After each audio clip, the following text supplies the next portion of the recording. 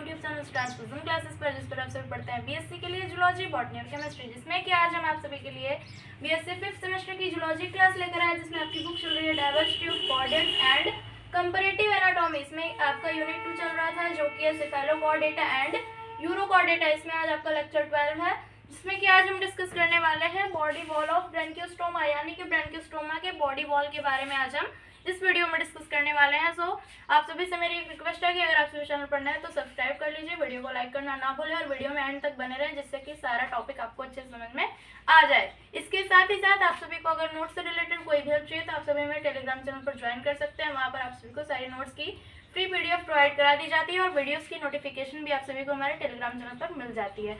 तो आइए आज की वीडियो को स्टार्ट करते हैं। क्या है topic? Body wall of Branchiostoma. तो सबसे पहले जानेंगे कि बॉडी वॉल किस किस लेयर से कंसिस्ट होता है। The body wall includes from outside a thin delicate and transparent skin, यानी कि एक स्किन ट्रांसपेरेंट स्किन होती है ब्रैंकियोस्टोमा के बॉडी वॉल में। सेकंड क्या होता है? A well developed musculature. उसके बाद होता है अ parietal peritoneum.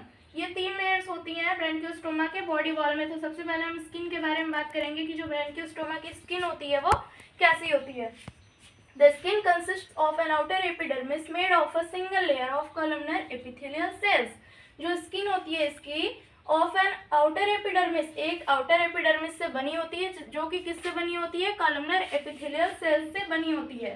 columnar epithelial cells की सिंगल लेयर से outer epidermis बनी होती है, जिससे कि इसका स्किन कंसिस्ट होता है। It is ciliated in young individuals. ये जो कॉलमनर एपिथेलियल सेल्स होती है या फिर इसकी जो आउटर एपिडर्मिस होती है, ये यंग इंडिविजुअल्स में सिलिएटेड होती है, बट इन मैच्योर इंडिविजुअल्स, लेकिन जो मैच्योर ब्रैंकियोस्टोमा होता है उसमें क्या होता है? द सीलिया आर लॉस्ट, उसमें सीलिया नहीं होती है।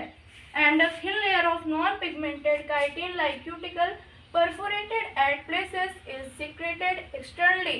क्या होता है उसमें? जो मैच्योर ब्रैंकियोस्टोमा होता है उसमें सीलिया नहीं पाया जाता है, उसमें एक non pigmented chitin like cuticle का एक थिन लेयर पाया जाता है जो कि परफोरेटेड होता है और एक्सटर्नली सिक्रेटेड होता है।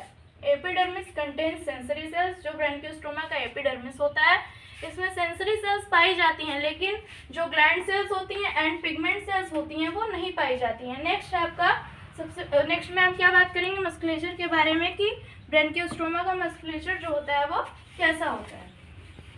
मस्कुलेचर के बारे में बात करेंगे कि मसल्स कैसा होता है ब्रैंकियोस्टोमा के बॉडी वॉल में। The muscle lying just beneath the skin. जो मसल होता है वो स्किन के जस्ट नीचे पाया जाता है। They are very thick in dorsolateral regions, यानी कि ब्रैंकियोस्टोमा का जो डोर्सोलेटरल रीजन होता है उसके जो मसल्स होते हैं वो बहुत थिक होते हैं। Enclosing the nerve cord and notochord, और उसमें nerve cord and notochord enclosed होती है। The muscles show distinct metameric segmentation. इसके जो मसल्स होते हैं ब्रैंकियोस्टोमा के, ये डिस्टिंक्ट मेटामेरिक सेगमेंटेशन शो करते हैं and arrange through out the length of the body, और बॉडी की जितनी लेंथ होती है वो सब पूरे बॉडी की लेंथ में ये अरेंज होते हैं। In a series of V shaped muscle blocks. किसके रूप में? वी शेप्ड मसल ब्लॉक्स या फिर सेगमेंट्स के रूप में। यानी कि जो मसल्स होते हैं ये डिस्टिंक्ट मेटामेरिक सेगमेंटेशन शो करते हैं और इसके पूरी बॉडी लेंथ में वी शेप्ड मसल ब्लॉक्स या फिर सेगमेंट्स के फॉर्म में अरेंज होते हैं, जिसे क्या कहते हैं? मायोटोम्स या फिर मायोमियर्स कहते हैं। थर्ड पार्ट क्या है बॉडी वॉल का? Last, peritoneum. The muscle layer is lined internally by a thin layer of parietal peritoneum. जो मसल लेयर होता है वो इंटरनली एक थिन लेयर से लाइंड होता है, जिसे क्या कहते हैं? पेराइटल पेरिटोनियम कहते हैं। It is not continuous in the pharyngeal region. ये फेरेंजियल रीजन में नहीं पाया जाता है, but restricted to a few patches, लेकिन कुछ पैचेस के फॉर्म में ये उसके बॉडी वॉल के नीचे प्रेजेंट होता है एक थिन लेयर के फॉर्म में। नेक्स्ट क्या है? स्केलेटन के बारे में हम बात करेंगे कि ब्रैंकियोस्टोमा का जो स्केलेटन होता है वो कैसा होता है। बॉडी वॉल के बाद स्केलेटन के बारे में हम बात करेंगे ब्रैंकियोस्टोमा के कि इसका स्केलेटन कैसा होता है। Branchiostoma has no exoskeleton. जो ब्रैंकियोस्टोमा की बॉडी होती है उसमें कोई एक्सोस्केलेटन नहीं पाया जाता है।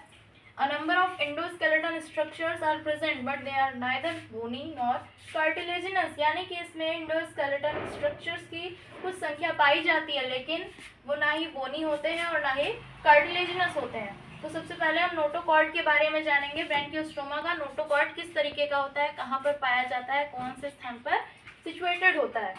तो देखिए the chief axial endoskeleton is notochord, यानी कि ब्रैंकियोस्टोमा की बॉडी में जो चीफ इंडोस्केलेटन होता है वो नोटोकॉर्ड होता है, ऑल्सो नोन एज कॉर्डा डॉर्सेलिस, इसे कॉर्डा डॉर्सेलिस के नाम से भी जाना जाता है। जो नोटोकॉर्ड होता है ब्रैंकियोस्टोमा की बॉडी में, इसे कॉर्डा डॉर्सेलिस के नाम से भी जाना जाता है।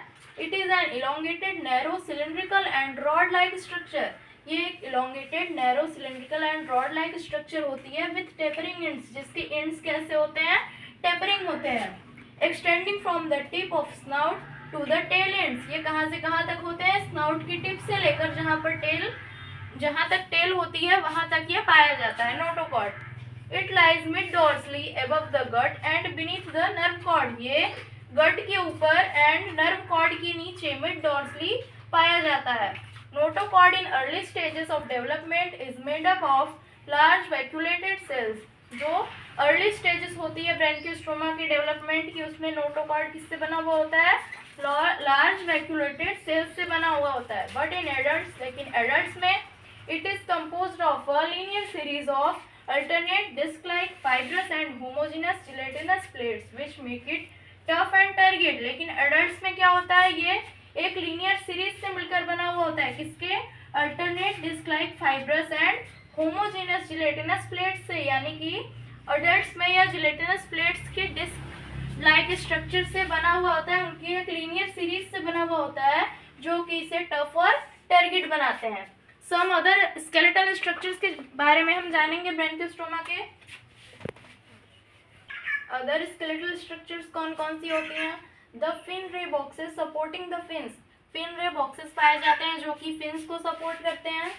The fin rays are formed of modified connective tissue, और जो फिन रेज होती है वो किससे बनी हुई होती है, मॉडिफाइड कनेक्टिव टिश्यू से बनी हुई होती हैं। सेकेंड क्या पाया जाता है, ओरल रिंग, ओरल रिंग पाया जाता है जो कि ओरल वुड को सपोर्ट करता है, and its cirri, oral hood एंड इसके सीरी को सपोर्ट करता है कौन, oral ring. Entire oral hood skeleton is made up of fibrous connective tissue, ये किससे बना हुआ होता है, जो पूरे ओरल वुड का स्केलेटन होता है या फिर जिसे आप ओरल रिंग कह सकते हैं, वो फाइब्रस कनेक्टिव टिश्यू से बना होता है। थर्ड है Gill rod supporting the Gill bars of the gill slits, Gill rods पाए जाते हैं जो कि गिल स्लिट्स के गिल बार्स को सपोर्ट करते हैं। फोर्थ है endostylar plates are 2 in number supporting the endostyle, 2 endostylar plates पाई जाती हैं जो कि इंडोस्टाइल को सपोर्ट करती हैं ब्रैंकियोस्टोमा की बॉडी में।